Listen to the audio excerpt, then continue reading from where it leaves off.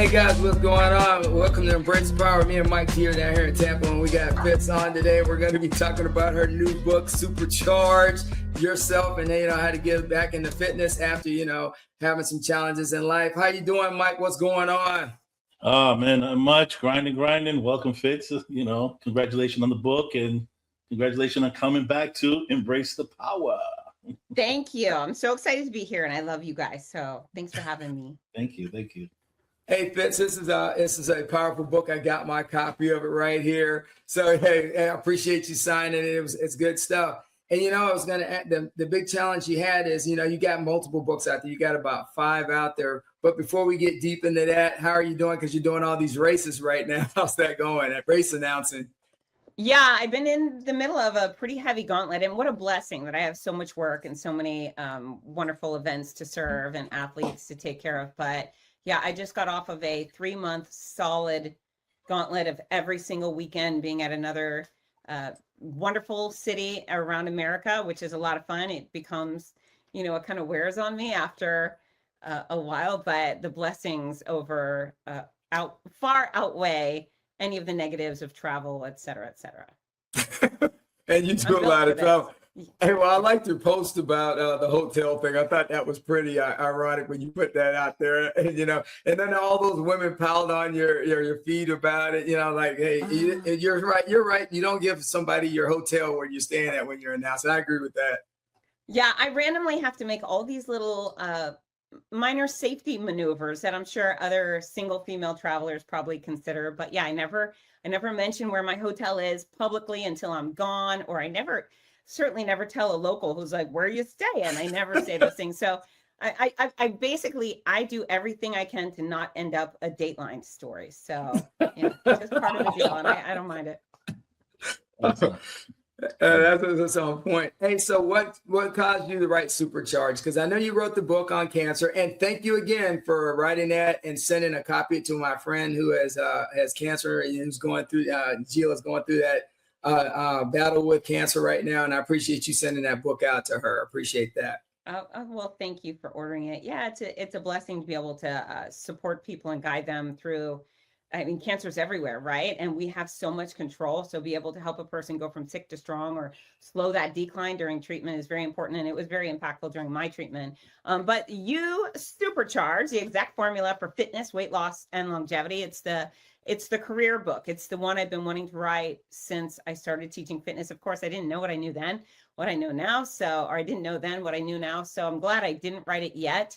But this is everything. I throw the kitchen sink at any grown-up who wants to live better and longer, anyone who's in need of fitness becoming understandable, attainable, and fun. It's the blueprint for a fit body, whether you're a man or a woman, or you're 14 or you're 85. I cover both genders, each type of, raising a fit family and aging like a badass. And then, of course, nutrition, simplifying nutrition, which all of the snake oil salesmen in my industry have bastardized. Eating wisely and to become the ideal weight is not so complicated, nor is exercise. So pat myself on the back. I think I did a stellar job of boiling it down, making it simple and effective. And so already so many of my readers have reached out to say, I've lost 15 pounds. I've lost 85 pounds since reading the book. And so, it works. So yay. I'm very proud. Man, well, you do. You have a huge following, and a good thing, because right after a knee surgery, when I was in the hospital, I put on 16, 17 pounds, and you sent me the book. And then weighed in yesterday at the doctor's, and I was at 200. So I was at 217, and I was at 200 yesterday. So yeah, there's something to be said about that. So you talk about your personal health battle with cancer and that journey and that experiences. How's it helped your philosophy and on strength on wellness? Well, a couple things. Being a very sick person with cancer made me more empathetic, right? And so I've gone through my issues throughout the years. I've had knee surgery. I had 2 babies. I've had broken bones and so forth. So we all have setbacks, right? And I think every time you do, you start to have a little more compassion to other people struggling. However, what really came to light during my treatment was how important all the things I had been preaching previously for decades really were. And it was my oncologist who looked at me and said, Fitz, if you hadn't been so committed to fitness and nutrition and sleep coming into this, there's no way you would be doing so well for your treatment as you are. I mean, for my weird cancer battle, I traveled all over America. I continued announcing races, and I even ran a few. And, you know, he said, you escaped a feeding tube because of your commitment to health and fitness. We have so many patients who are kind of weak going into treatment, and then they're just worse off, and they're hospitalized, and the trauma becomes worse and worse and worse. And so, yeah, I mean, being hurt, being ill, that certainly makes me more compassionate, but it's made me even more committed to getting people to prepare their body to do battle today, because you never know when injury or illness will strike. And I truly believe the things that I teach people in Supercharged and the other platforms that I have will help prepare these people to get through anything. What was what was the challenge of writing this book here? What was the Supercharged? The Supercharged. Oh my gosh. Honestly, the challenge here was stopping, because I had so much to say, you know, and so obviously there was going to be a nutrition chapter, and the exact formula for weight loss is paramount that people understand that, and the 4 pillars of fitness. But then I broke it down into, okay, we need a chapter for women and perimenopause and menopause. And then guys don't even know it, but they go through menopause and they have fluctuations with their hormones, and there's things they can do to control, you know, their outcomes. Guys, you are facing your own things. Listen, this is interesting. Most men don't know that if they have erectile dysfunction, it's less likely a problem with their unit and more likely a problem with their heart because of their eating habits. And so, yeah, how do I stop writing? How do I stop addressing more and more health topics? So I think the book is exactly the size it needed to be. And I'm glad I stopped, because you can only, I mean, I needed to come out. I think I got most of it in there.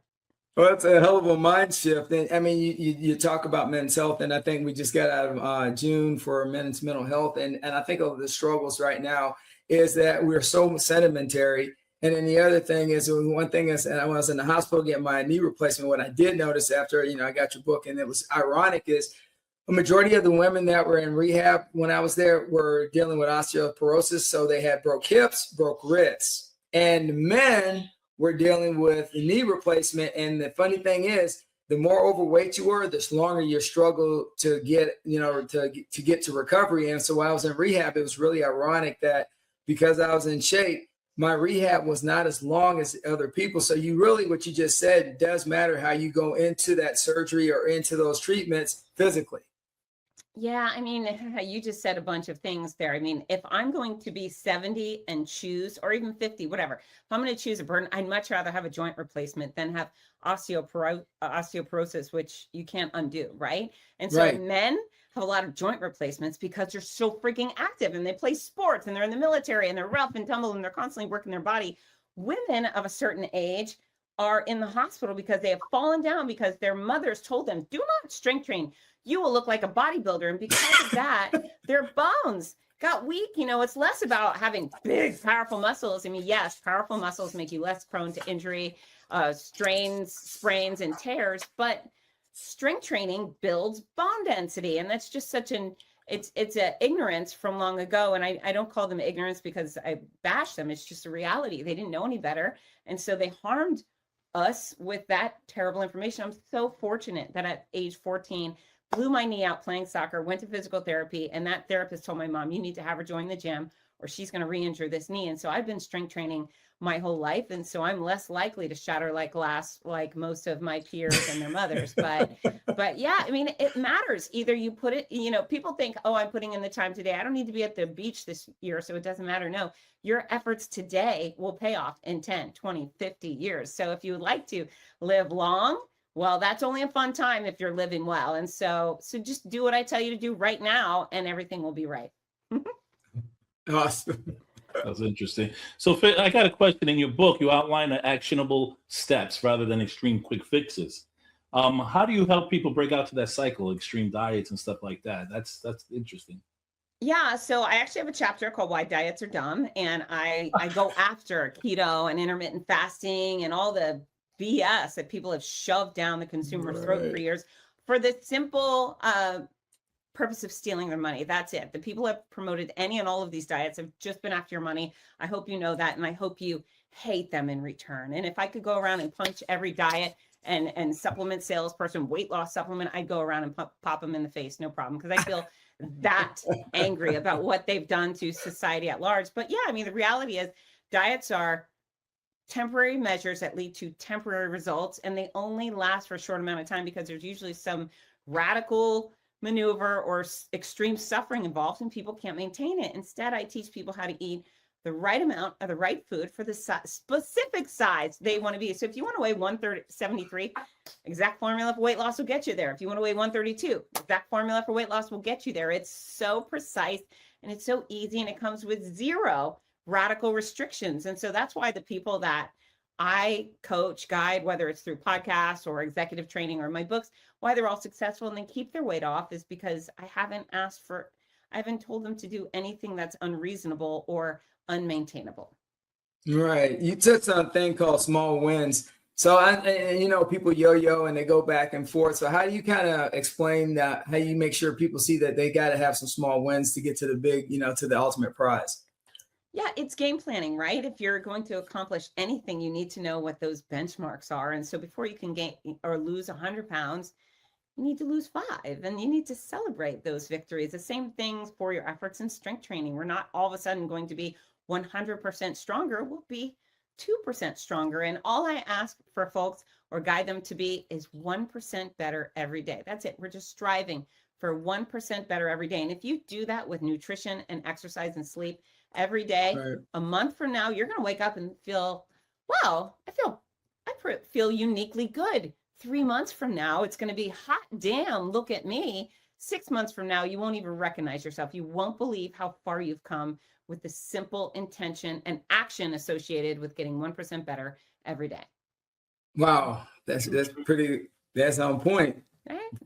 So, you break in barriers on a regular basis, and I'm going to go ahead and pick on you because Mike doesn't know about this. So I was scrolling through your history, and you know what? I don't think you have to worry about anybody coming to your hotel room or touching you or going anywhere because you used to put hands on people. Yes, I would.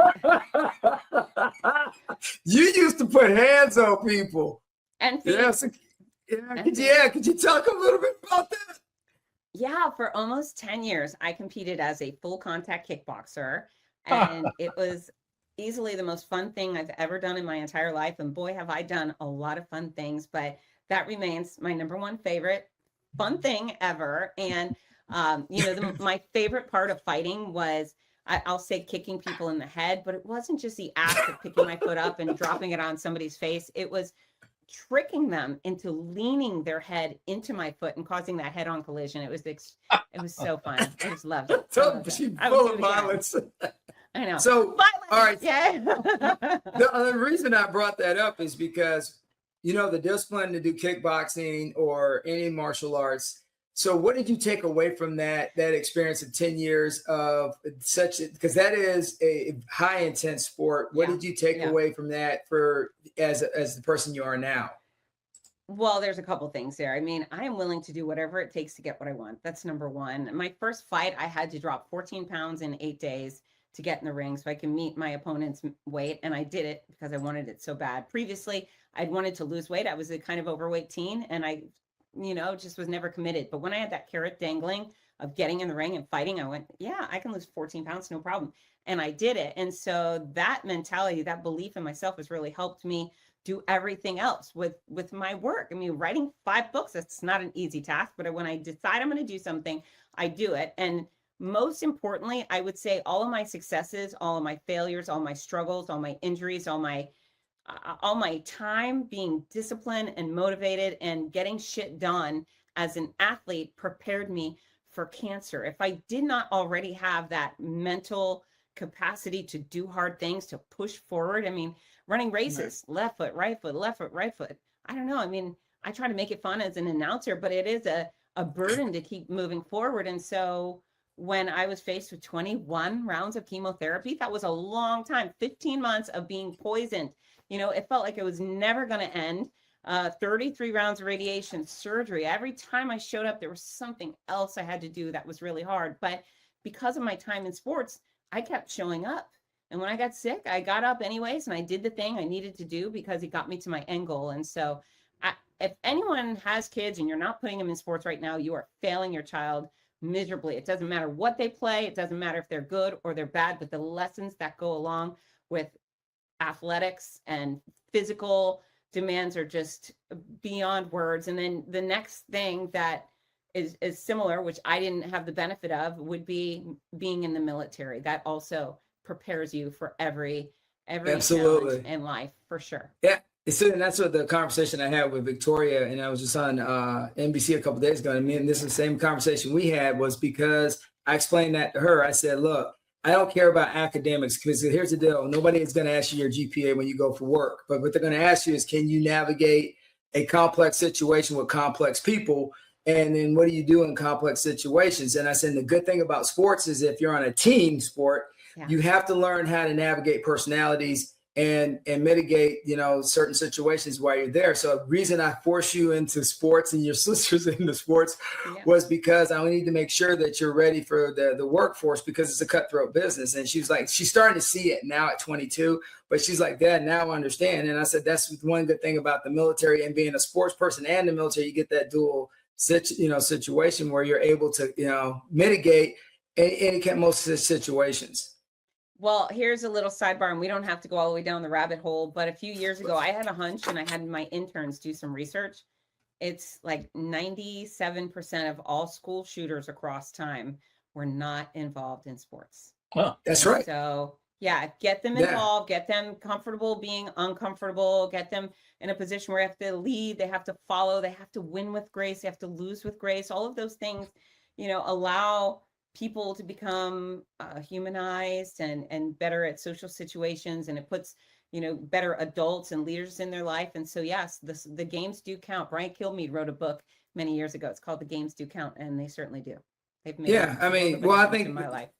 I'm telling the kids right now that I'm coaching football, the victimhood thing doesn't matter. It said you go through life, you don't blame anybody. You take ownership of what you do, and then you push forward. And they're loving it now, because last year there was all this finger pointing. We get the coaches changed that. We brought some of my military guys in, total different skill set. So let's talk about this. And Mike touched on your key principles, but the daily discipline.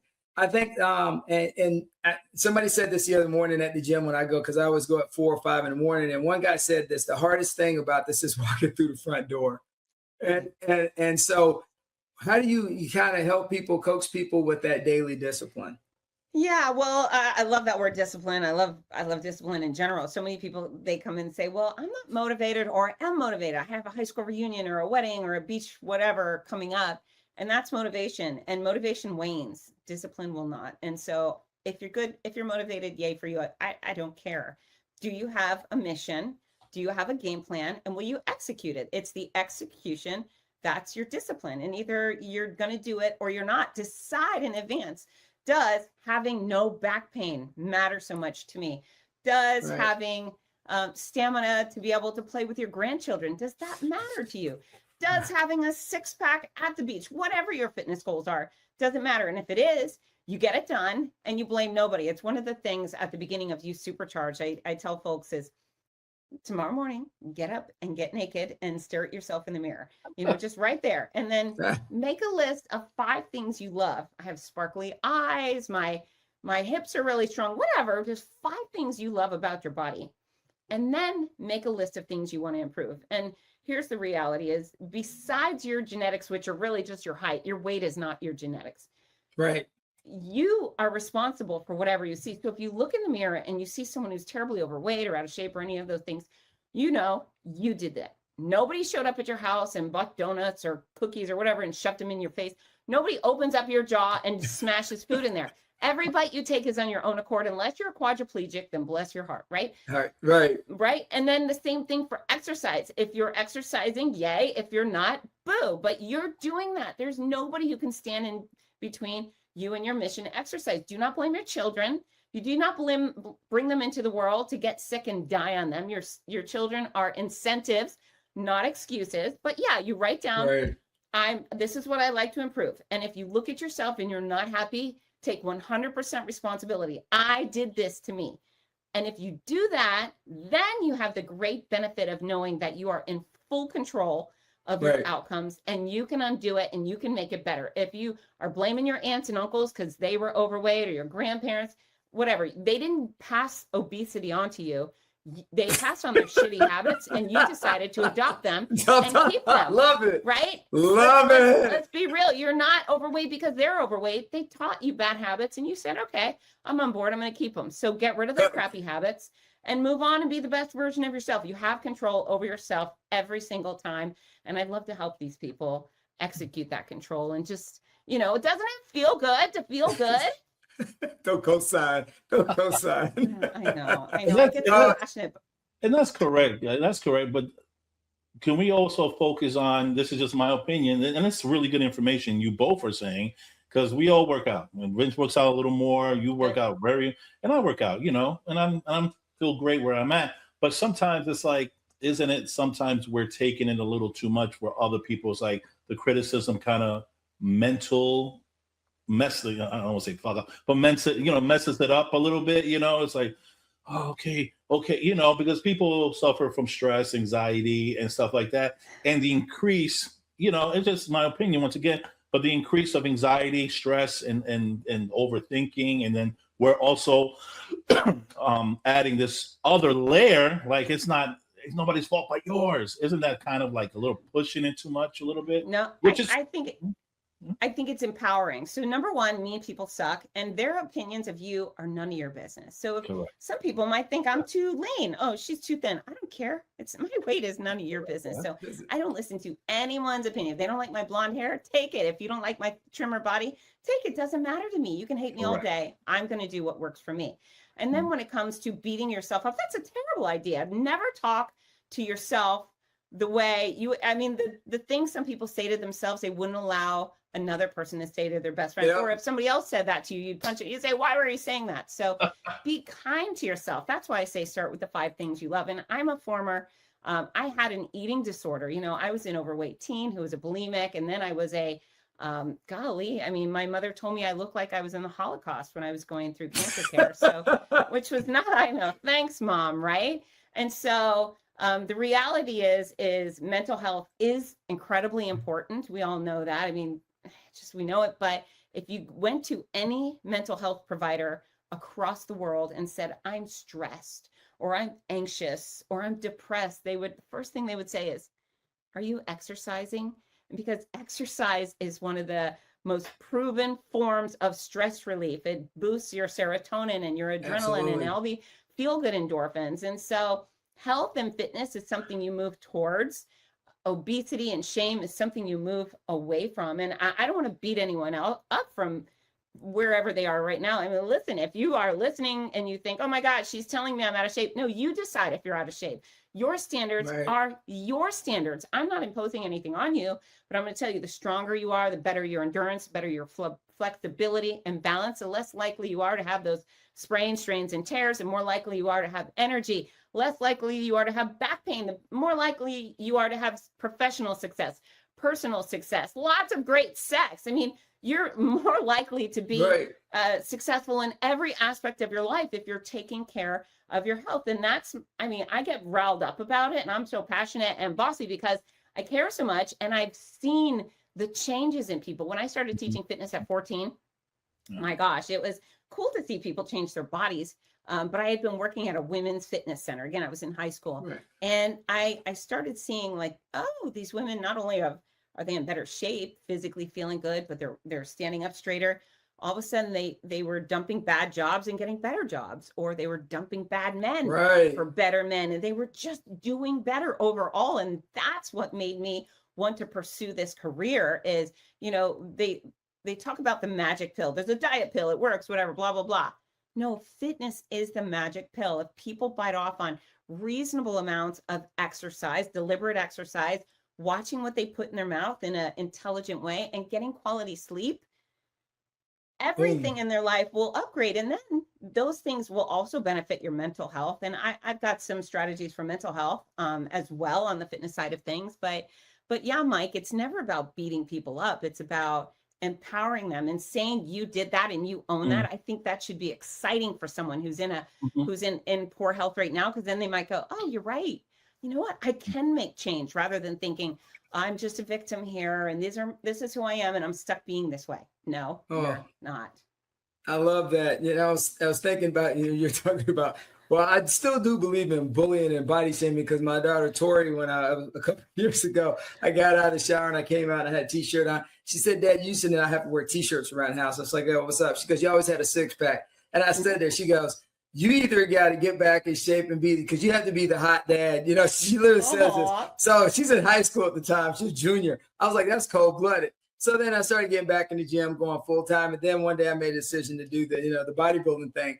But like I told Tori now, because I can walk around now, she's like, see, now you're back to where you need to be. But like I told her, I said, Tori, it took me a year and a half to cut that 40 pounds. And then now, I keep it off. But like I told her, I said, every morning we get up, it's a journey. But this is the one thing I told her I did learn when I was in college, is when I was going through a rough patch in college, I met a friend and we started getting out and we ran, and I put it in my book. We ran like 5 miles a day. He made me go with him. He made me constantly go with him. I'd be sitting around. He's like, no, man, we're going to go run. So finally, by the end of the summer, I was running 10 miles, every day. And then I joined the military, and it's like my first duty station, I'm just killing everybody. And they're like, dude, are you a marathon runner? No.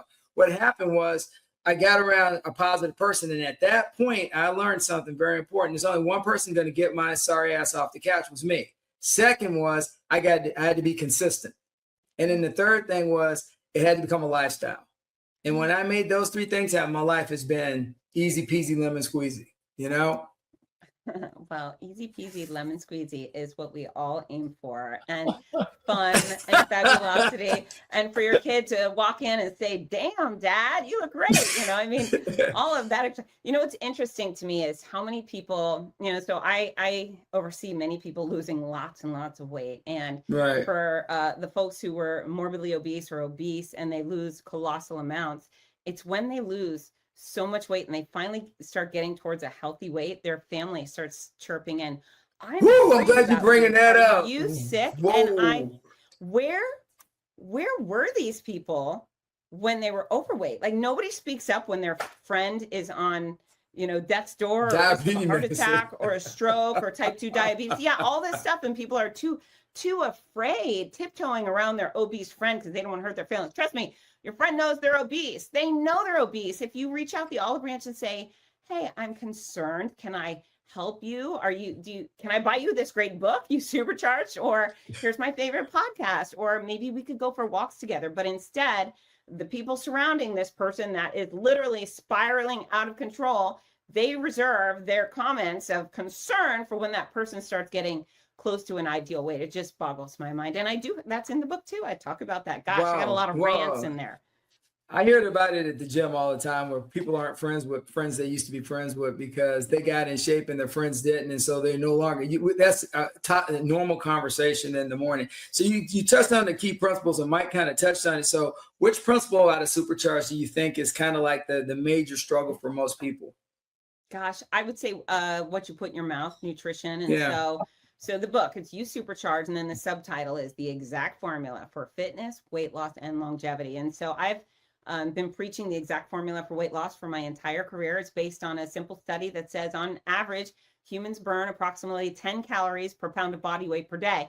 Now, I read that when I was overweight, and I thought, no, it can't be that simple. And then I reread it, and I thought, for real? And so what that says is, I'll use round numbers to keep it simple, but if you're 200 pounds, and you burn approximately 10 calories per pound of body weight per day, we know you're burning 2,000 calories per day. If you would like to maintain that size, you consume 10 or 2,000 calories and you're even Steven. If you want to weigh more, you consume more than 2,000. If you want to weigh less, you consume less than 2,000. You can target the exact formula for weight loss down to your specific weight. But if you want to weigh 154 pounds, you consume 1,540 pounds every day. And eventually your body will have no choice to shrink down to that size. It's as simple as taking your goal weight, putting a 0 on the end. Now, I'm not even discussing nutrition in that. That's just calories in versus calorie out. That formula will get you to your goal weight. If you would like to do it wisely and have the most success, you do it by filling 80 to 90% of your caloric intake with highly nutritious, healthy foods. And then you take the 10, 20%, have some wiggle room. That could be a beer. It could be some chocolate. It could be some French fries, whatever floats your boat. But 80 to 90% of your caloric intake with that formula will get you to your exact size, and it will keep you there forever without any restrictions or restraint or anyone telling you you can't have white food or sugar or meat or any of those ridiculous statements. You just be moderate and you'll get there. Keep the deficit alive, right? Yeah. And if you want to gain weight, the formula works as well. You can tell your body, I want to weigh 250 by consuming at least 2,500 calories every day. All right. Go ahead, Mike. What you got, man? No, this has been a great information, guys. You know, you guys are the weight gurus and stuff. I just go to the gym and I just do what I do. Well, But it's great information. I'm a student right here too, that's being the host and a student as well. wow. And it's been great information. And it's just, I must be doing something right. I feel great. I feel good. I'm in my 40s. Thank God I'm ready to rock and roll. So it's been nice. There's a lot of information. It's been good. And the book looks great. Everybody should pick it up. Looks great. Great cover and great information. I briefly looked into it, but it's great. It's a very inspiring. Check it out. And looking good. Wow. Good work, guys. Thank Yeah. you, Mike.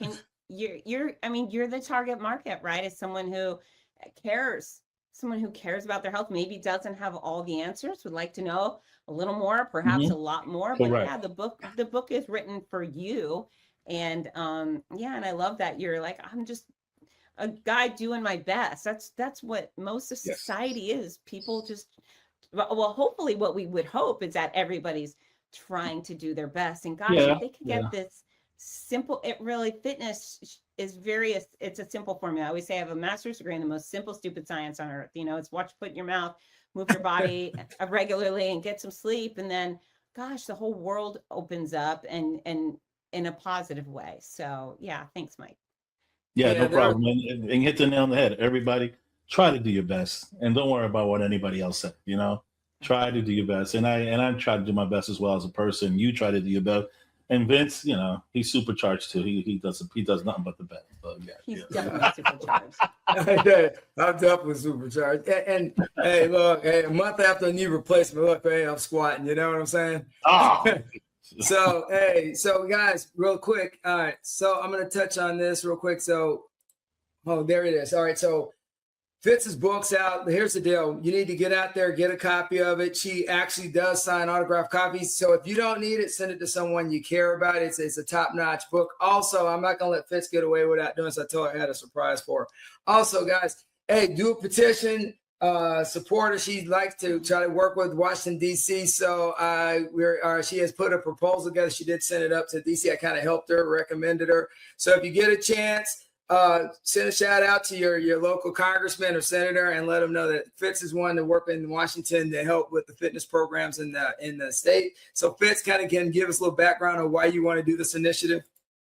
Well, number one, my country is my favorite thing. It's America and freedom first, and then everything else way below. And I've always wanted to serve this great country of ours. And the best way I can is by helping Americans become fitter. The Make America Healthy Again movement is, it's going great on its own, but they need, I think, an expert and a face and a messenger who has success compelling mass amounts of people to do better and be better. And I would love to make fitness understandable, attainable, and fun for every American, no matter how they vote and what they look like and how much money they have. It doesn't matter to me. I just want all Americans to do better with fitness. And I think if I can reach them, we can decrease our deficit. It's $117 billion a year. It costs America for people to be unhealthy. So, gosh, we could save ourselves, taxpayers, a whole lot of money.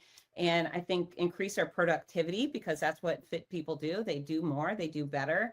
And then, of course, I think people will be nicer if they exercise. And wouldn't that be great? So I own one of the largest school running programs. I created it, the Morning Mile. It's in over 400 schools in America and worldwide. And then I've targeted and supported cancer patients and millions and millions of runners. And I think I've done it all, everything in between. And I'd like to do more. And I love this country so much, and I love Americans so much. And, if I could serve it in this capacity, that would make me feel like a success when I close my eyes for the final time. So if you know a congressperson or anyone within the Trump administration, and you tell them you think Fitz Kohler would be serve well as America's fitness expert, that would mean a lot to me, because I'm doing everything I can to make inroads to get to those folks in the White House. That's right. Hey, good job. So Fitz, you got any, if you have any last advice for anybody out there that, catches this and, they're starting to get motivated, what's the best advice you would give for them to get started? Control what you can. You have way more control over yourself than you're giving yourself credit for. It's only about getting 1% better every day. You don't have to be radical. There's actually nothing you can do today that would dramatically impact your health long term. So it has to become from accumulation of actions over time. And so I'd love to be the girl to make fitness a simple effort that works and helps you feel better and live longer. And same thing for your family. So reach out. I love followers. If you follow me at Fitzness anywhere, Instagram, YouTube, Facebook, I promise quality content in return, but I would much rather have friends than followers. So follow along, say, I heard you on the Embrace the Power podcast, and then we can be besties. Reach out. There you go. That's my girl. All right, guys, before we get out of here, first and foremost, always for my first responders, Graysons.com. Then for military teachers and first responders, they always give like a 15 or 20% discount, depending on what the time of year. The gear is a little pricey, catch it on sale, and then put a discount to it and get after it. But it's actually the quality gear for fitness. And those guys that are doing that business casual thing, boom, get your gear there. And lastly, but not least, you guys know I have put out a new book. It's called Keep It Rolling. Definitely, it's a guide over and then as a novel, but pretty much it talks about some of the struggles that I faced and somehow the way not to be a victim, but be a warrior and move on with your life. And with that being said, Mike, what do you got before we close out? No, another show with Embrace the Power. Check out the Vast podcast as well. It's in the same production, under the same umbrella. We keep it moving. We're growing. Fitz, and a pleasure. Always informative, and it's always nice to have you on. I love you both. Thank you. Keep it rolling. All right, guys.